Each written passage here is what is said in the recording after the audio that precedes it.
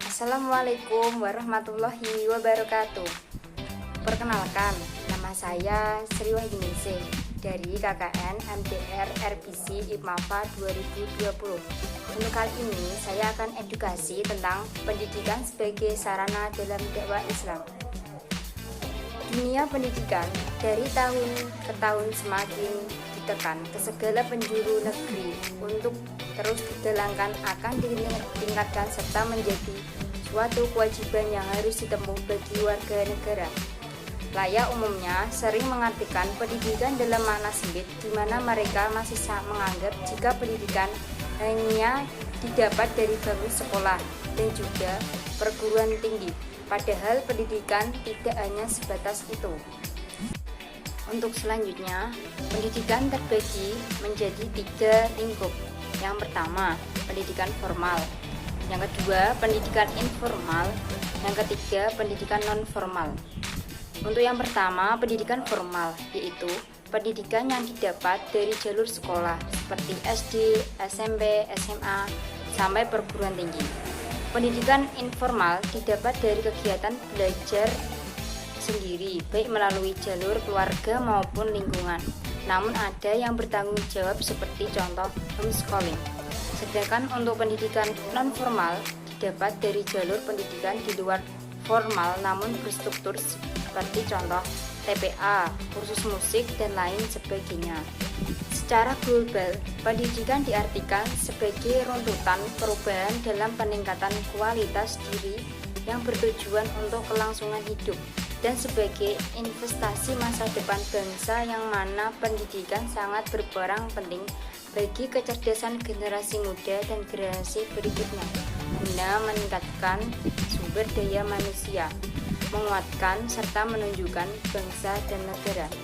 Namun apakah pendidikan hanya menjadi wadah untuk kehidupan dunia saja? Sesuai dengan ketentuan Undang-Undang Republik Indonesia Nomor 20 Tahun 2003 yang menyatakan bahwa pendidikan adalah usaha sadar dan terencana untuk mewujudkan suasana belajar dan proses pembelajaran agar peserta didik secara aktif mengembangkan potensi diri guna memiliki kekuatan spiritual, keagamaan, pengendalian diri, kepribadian, kecerdasan, akhlak mulia, serta keterampilan yang diperlukan dirinya, bangsa, dan juga negara. Tidak hanya pendidikan saja yang penting bagi kehidupan manusia, melainkan seruan agama atau dakwah juga perlu disemarakkan seiring dengan berjalannya suatu pendidikan. Akan lebih baik apabila dalam sebuah pendidikan tidak hanya berorientasi pada tujuan dunia saja, melainkan juga tujuan akan akhirat. Pendidikan yang berorientasi pada akhirat yaitu membentuk hamba-hamba Allah yang mampu mengingat dan melaksanakan kewajiban kepada Allah. Sedangkan pendidikan yang berorientasi pada dunia yaitu dengan membangun individu yang mampu menghadapi segala bentuk kehidupan yang lebih baik serta bermanfaat. Menghadirkan dakwah ke dalam lingkup pendidikan ditujukan agar manusia bisa seimbang antara urusan dunia dan akhirat. Sebagai seorang muslim, wajib hukumnya untuk menyerukan agama. Hal ini tercermin dalam konsepsi amar ma'ruf nahi mungkar, yaitu amanat untuk melakukan kebajikan dan menjauhi keburukan. Subjek dakwah memerlukan suatu cara yang tepat untuk menyampaikan materi atau pesan kepada objek dakwah agar tujuan dakwah tercapai. Sehingga dalam hal ini diperlukan suatu metode atau cara dalam menyampaikan dakwah. Dalam menyampaikan dakwah terbagi menjadi beberapa metode, diantaranya metode ceramah, metode diskusi, metode konseling, metode karya tulis, metode pemberdayaan masyarakat, dan juga metode kelembagaan. Metode serta sarana yang tepat dalam menyampaikan dakwah salah satunya melalui pendidikan. Sarana yang berperan dalam menyampaikan seruan suatu ajaran atau agama serta menjadi wadah penyampaian paling efektif, karena dalam pendidikan segala pembelajaran terstruktur dan terorganisasi dalam sebuah tatanan guna membentuk kepribadian pendidik dan peserta didik yang bertakwa, bermoral, serta menjadi generasi beriman.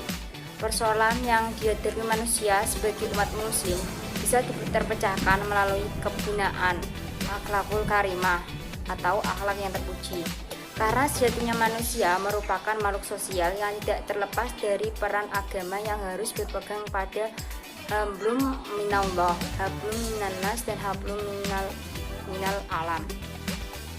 Nilai-nilai Islam perlu diselaraskan dengan kehidupan yang mulia dalam proses pemindaian pengetahuan suatu pendidikan sehingga terbentuk pribadi yang baik dengan potensi pemikiran dan tingkah laku yang akhlakul karimah atau akhlak yang terpuji. Sekian pemaparan materi dari saya mengenai pendidikan sebagai sarana dalam dakwah Islam. Apabila ada kesalahan, saya mohon minta maaf yang sebesar-besarnya. Wassalamualaikum warahmatullahi wabarakatuh.